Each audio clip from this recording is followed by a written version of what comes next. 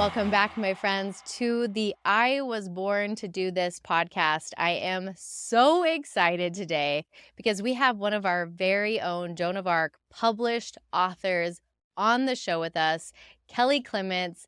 Welcome. How are you? Very well. Thank you. It's always good to be with you. Always. And I just love that every time I see you, because we do all these Zoom calls together, your face is always so bright. And just the light always just like dances on your skin. You're so beautiful. Thank you. I'll take that. Likewise. As Thank Garen you. says, if you can spot it, you got it. I love that. Well, we've had an extraordinary time together. We began working with your book in November, and we created a mini book. And then you went live in Genius Network, spoke about the mini book, and then we went and finished the full rendition. So I would love for you to, one, introduce who you are in the world, what it is that you do, and then, of course, tell us the name of your book. Yes. My name is Kelly Clements. I coach entrepreneurs and their spouses to grow the business without growing apart in their marriage. So I specialize with helping the entrepreneur grow his or her business, but also have a lot of attention and emphasis on the love relationship to make sure that the spouse or partner is growing as well. So the spouse is always included in my coaching if they choose to participate, which most of the time they do. And the name of my business is the name of my book is Grow Your Business Without Growing Apart. I love it. I love it. It has been, you are one of the smartest women I know. And truly, when we were working together, it was like every single session we had when we were channeling your book, you were blowing my mind. Like you come up with these one-liners, you come up with these phrases, these thoughts that I had never heard before. And that's why I believe, and I know you believe this too, every entrepreneur in the world needs this book.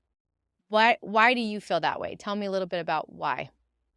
I think this is the premise and the foundational concept of my coaching. And the reason that I specialize with entrepreneurs is because the traits that make entrepreneurs successful in business are the same traits that are really challenging in personal relationships. And so if we're driven in business, we can be controlling at home. If we're ambitious in business, out of touch at home.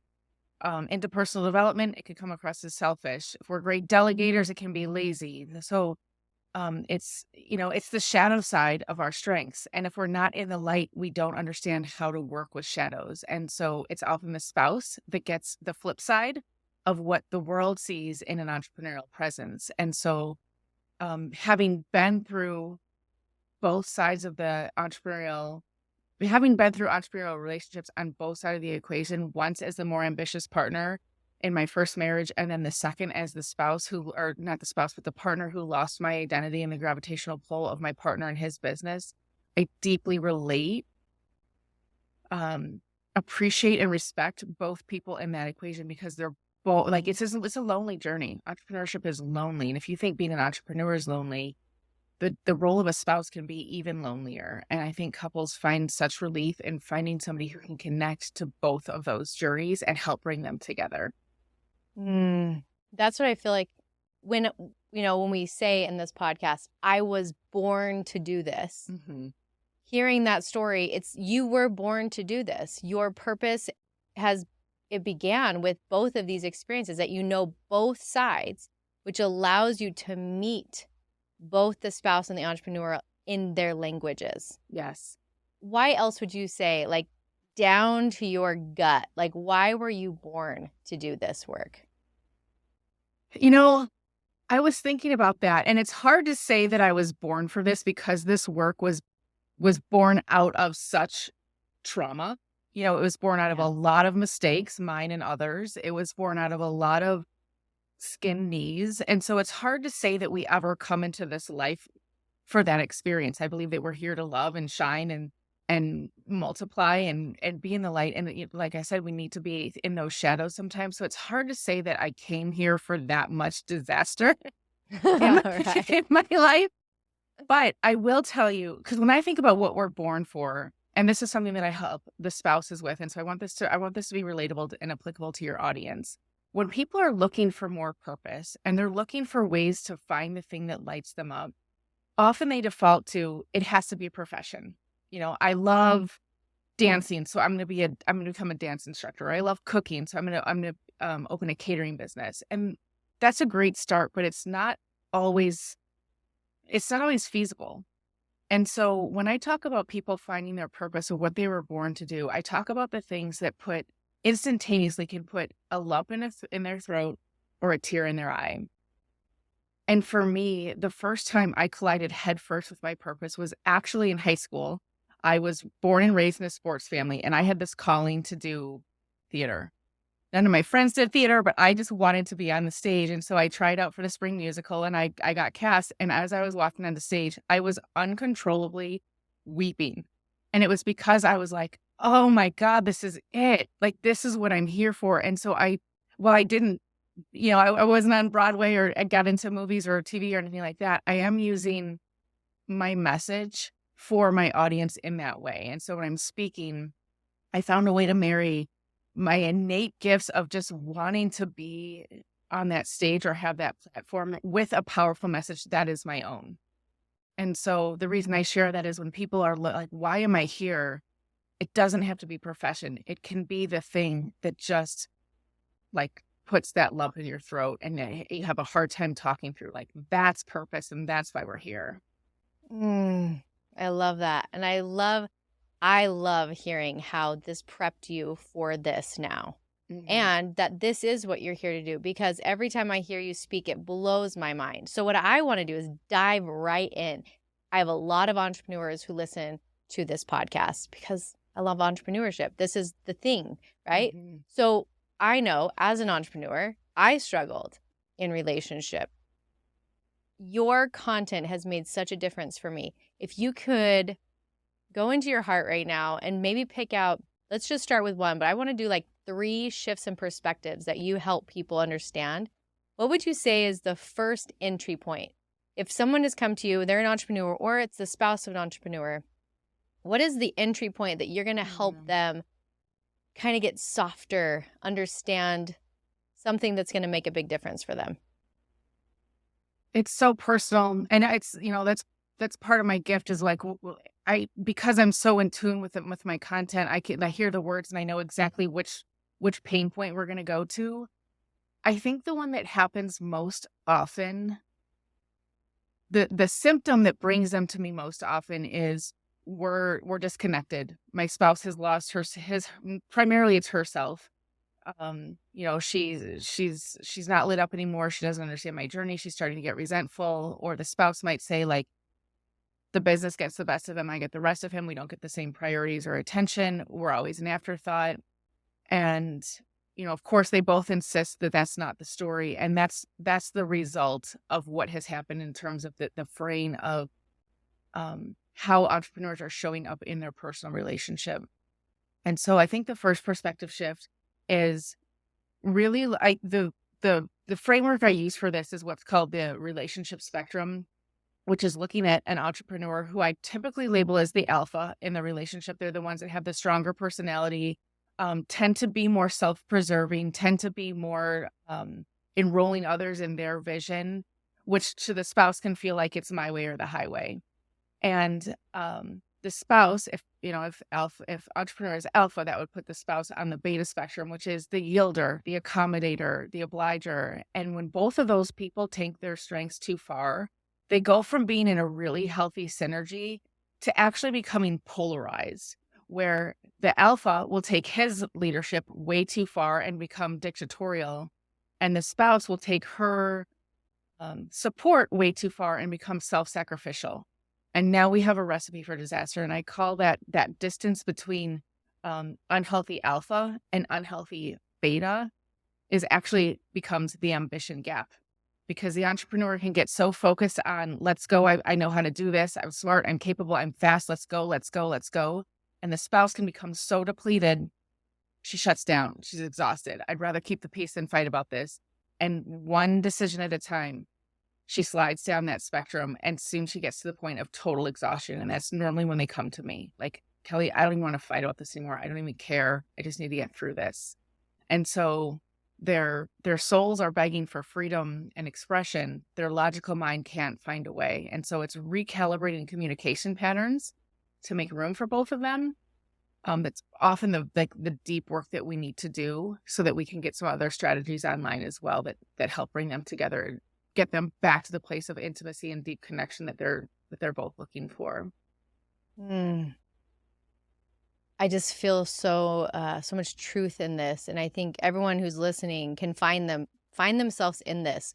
Where are they being beta? Or are they being alpha? And really understanding, oh, maybe our relationship isn't broken. It's just that the way we're doing it isn't it's just not working. Yeah. And the other thing too is helping couples identify boundaries of where they actually need consensus.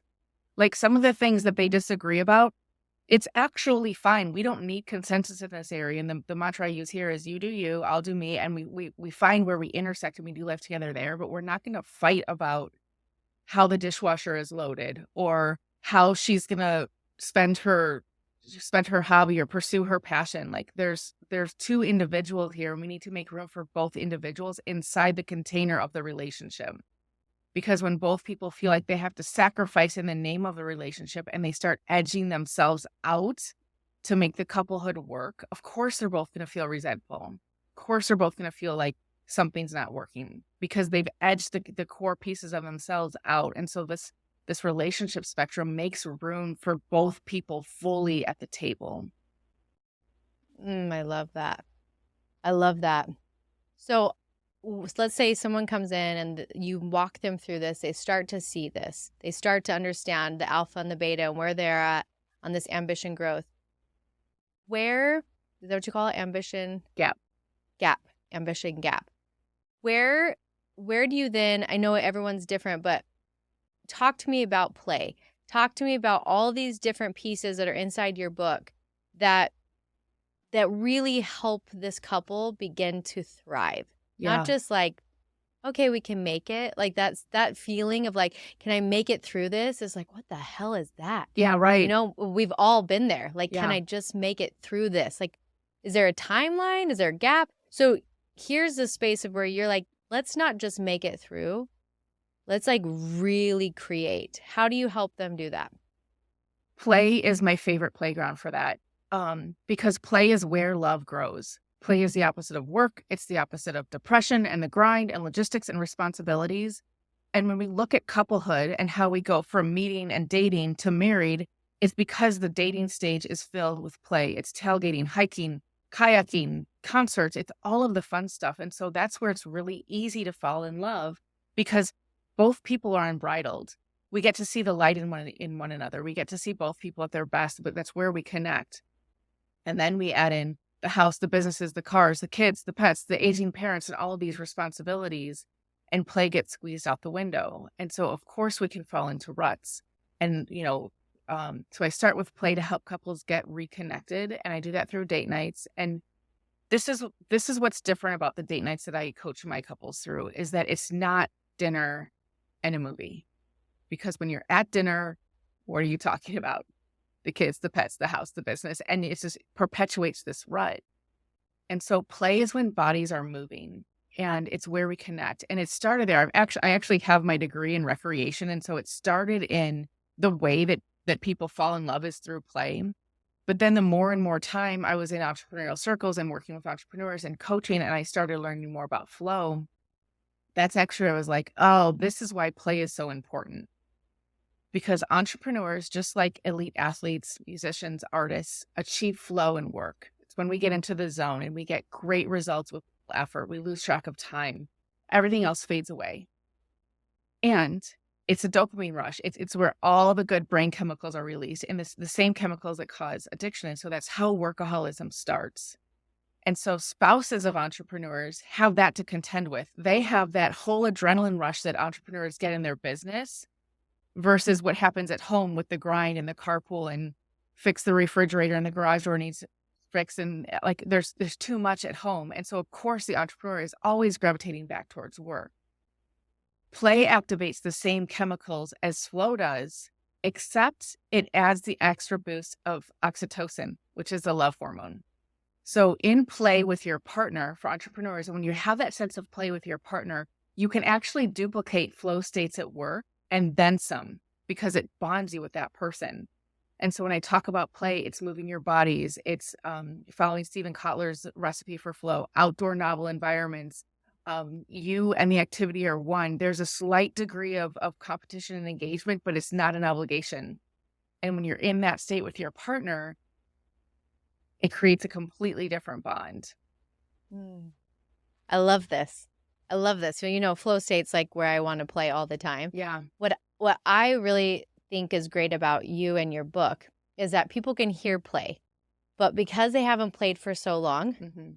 it's like a concept they don't even remember. Yeah. And so you really help them understand how to play. Like we Yeah. have to be retaught and how to play with our partners. Because if Hmm. you've been in a marriage or relationship for a really long time, it's like you create these patterns that are just so damn boring. Sure. And the idea of play is like it's a foreign language. So how do you get people into knowing how to play and like finding their recipe? Yeah.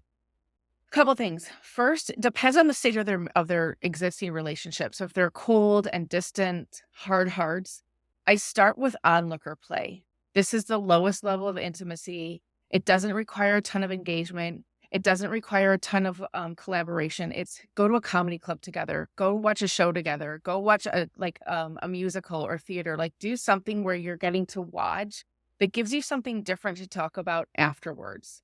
You're changing your state, you're working on your imaginations together, you're intellectually expanding together, but it doesn't require like major intimacy. It's just a way to start to bring those two tails of the tiger together in a really easy, non-threatening way. And as the couple starts to defrost or thaw out, we move up the intimacy scale. And so we might get into parallel play, which is next. So maybe it's a bike ride together or kayaking together where you're doing your own things together next to each other. But again, it doesn't require like interdependence. It's just something you're doing alongside one another.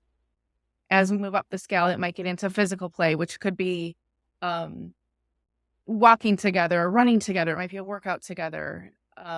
Keep going along that spectrum further and further. We get to competitive play. Maybe you're playing pickleball with each other against another couple or against each other. And then the height of that is artistic play, where you might be painting together and that you're really collaborating on creation. You're doing something together, gardening, if it's enjoyable to both of you, because that's not always the case. So if there's some kind of artistic creation that you guys can do together, it might be a dance class. That's the height of intimacy because you're like, that's a soul pursuit that's connecting you guys at your souls. And so the spectrum is going from onlooker play, which is very low intimacy, to artistic play, which is very high intimacy. So that's how I coach couples on how to get there.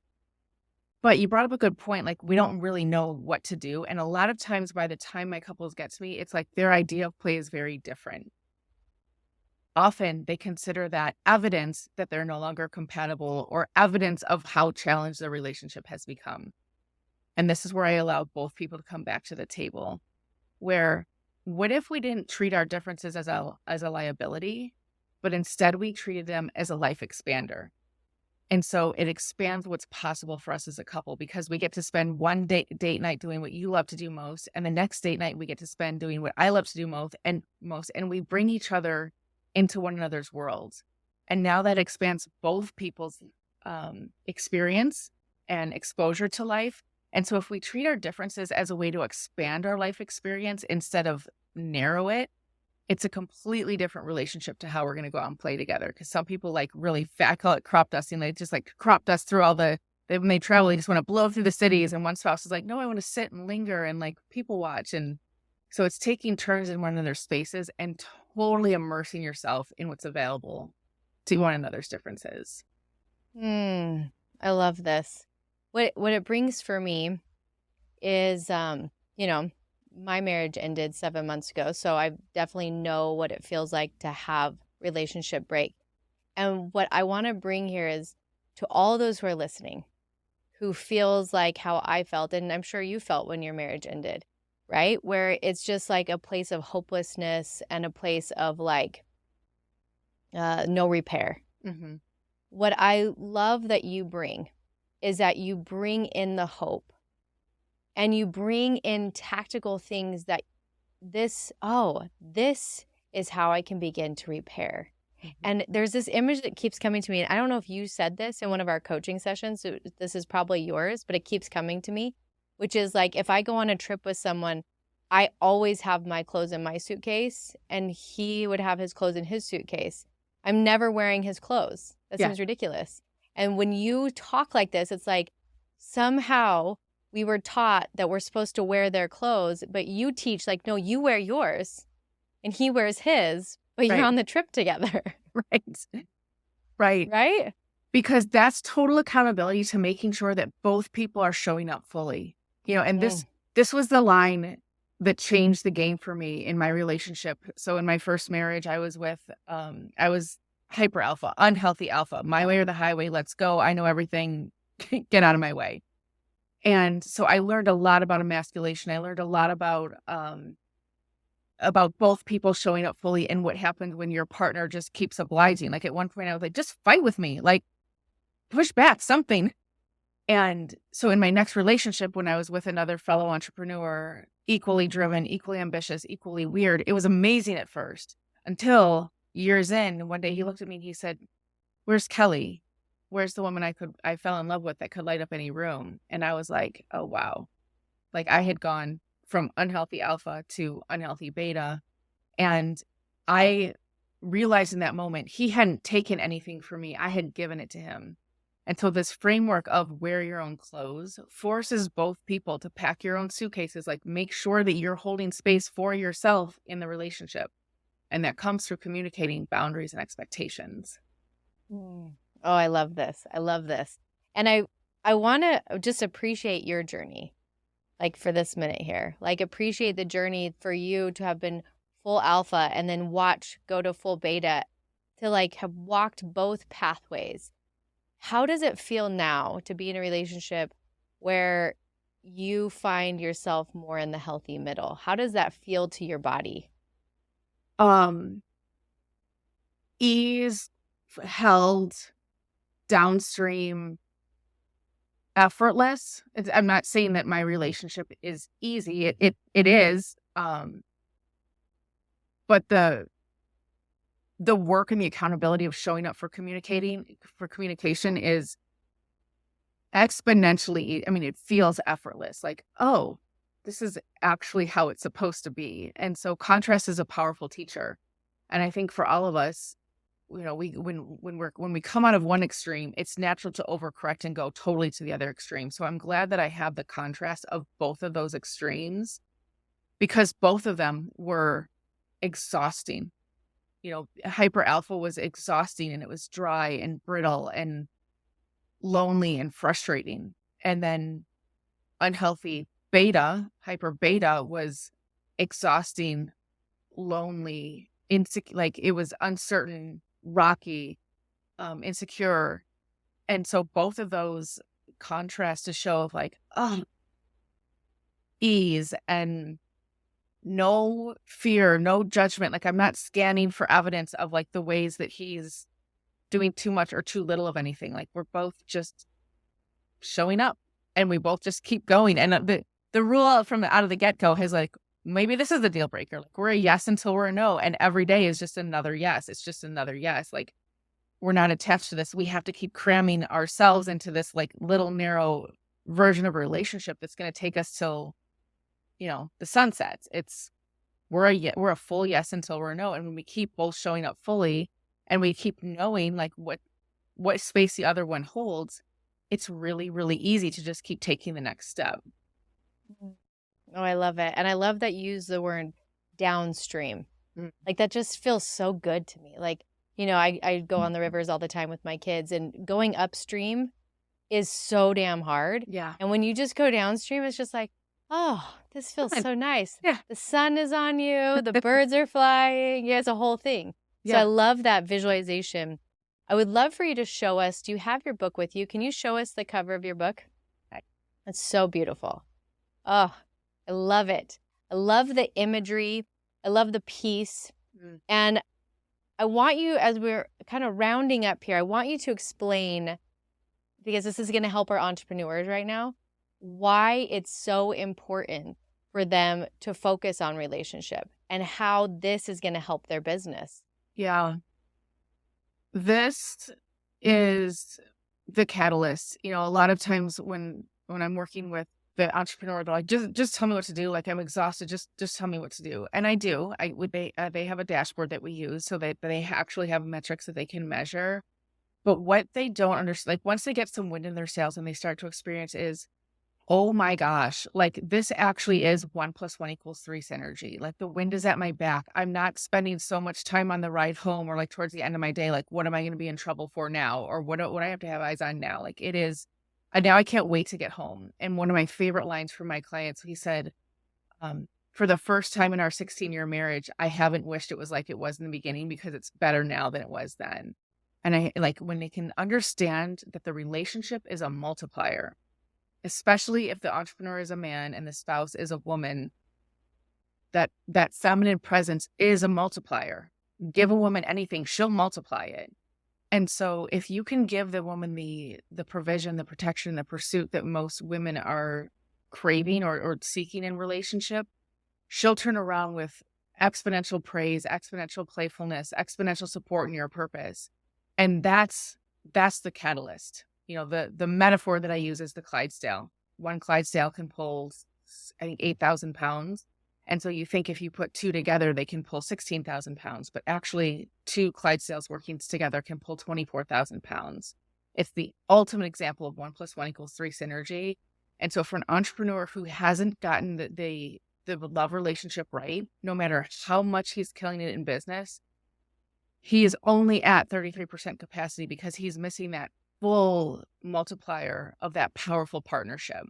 And I talk a lot about man being the entrepreneur, woman being the partner. And Kira, you know, this was the hardest part of writing my book because there's so many variables. Yeah, I myself am in two of them. You know, I'm the woman entrepreneur.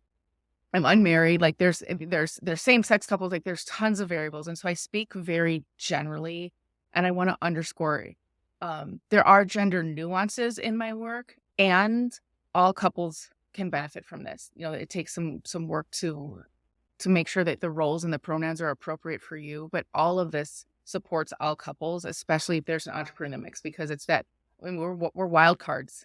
You know, we're a different breed. And so the normal strategies of couples counseling and date nights aren't always going to work for us. Yeah, I think you nailed it. Like to be an entrepreneur is a completely different breed, which means that it has to be different. Relationships, the healing, the action, like everything just has to be different. And I think I love how you share this piece, because any entrepreneur who goes to a mastermind or listens to a podcast and they say, this is going to 10x your revenue, they're like, holy hell, yes. I will go out. I will start doing mailers. I'll start doing Facebook ads. Like they're always in. You're saying if you can heal your relationship, your business is going to be so much more successful. Let's not deny that because it doesn't look like a marketing protocol. Like, no, this is actually the thing. Because if your relationship sucks, you're taking so much energy. There's so much energy to deal with the pain, to deal with the struggle, to deal with the loneliness, that if that is not worrying over here, all this energy, you get to have it push your business up. Yeah. That's why your book, every entrepreneur needs your book. It needs to be like the golden rule book for entrepreneurs. Thank you. I agree. Yeah. And not only are you not wasting the energy worrying or just being distracted, you're getting a whole other set of eyes and ears and a whole other mind to brainstorm with you at night. Like, not that she wants to hear or he wants to hear all about work all of the time. That's not what I'm saying. But I am saying that when you guys can sync up like that, you get a whole new set of wisdom and talents coming into your life that you have new perspective on as well. Even if your spouse never sets foot in the business. I love it. I love it. Well, Kelly, your book is now live on Amazon. It is an extraordinary book. It also has a mini book that if people just want to get a taste, there's a mini book out there, but I would say buy the whole thing. It's not very long. It's very simple to follow and to implement, Yeah. you have a whole body of work that supports entrepreneurs. If someone listening today is at that brittle place, or maybe not even brittle, but they're like, "Ah, I got to get this going in my life. I've got to nourish and juice up my relationship." How do they get a hold of you? How do they join your body of work? Any of the socials, they can track me down. So Instagram, I'm the entrepreneur. LinkedIn, Kelly Clements. Facebook, Coach Kelly Clements. YouTube, Kelly Clements. My website is kellyclements.com. So let the Easy. internet sleuth scale get to work and track me down, and I'll be ready for them. Yeah. And I would highly suggest anyone listening, go follow her YouTube, get this book. We barely touched the surface. I feel like I know our time is up, but if you could just drop one more just nugget, what's the one that comes immediately to you? It takes two happy, healthy people to create one happy, healthy relationship. So it's making sure that both people, the relationship is only ever going to be as happy and healthy as the least happy and healthy person in it. And so that's why I do the work with both people. Is both people need to be working towards the horizon together. Mm. I love it. I love this. Well, Kelly, it has been one of my deepest honors to work with you in bringing this book to life. It is an honor to be your publisher. I can't wait to see us go change the world with this book. Thank you. And, I say this all the time, entrepreneurs are the ones who change the world. So if we can help entrepreneurs heal their relationships, we actually go out and change the world quicker, faster, better, deeper. And you have a Yes. huge piece in that. Thank you. Thank you, Kira. It's been amazing working with you, start to finish. Thank you so much. Mm, my honor. You're welcome. So as we close, I love to do this. I want you to place your hand on your heart. And I want you to drop into your heart, and I want you to speak directly to the entrepreneur or the spouse or both. I want you to breathe some hope into them right now so that as they leave this episode, they have more energy, they have more faith, they have more hope. What would you tell them? You absolutely can have a successful business and a deep, thriving relationship. It's not an either or, it's an and both. You're worthy of it. Your spouse is worthy of it. If you have kids, they're worthy of it. And in accepting both of those, a thriving business and a deeply connected relationship, you have opened up your life to a world of possibilities. Yes to this. Thank you, Kelly. Thank you for being on the show today. Thank you. And I'm going to end with my simple message of you were born to do something great in this world. You were born to create. And whatever this episode did for you today, use it. Use it like energy and fuel to create something different in your life. Go make a difference. Be your brightest self. And I will see you next week.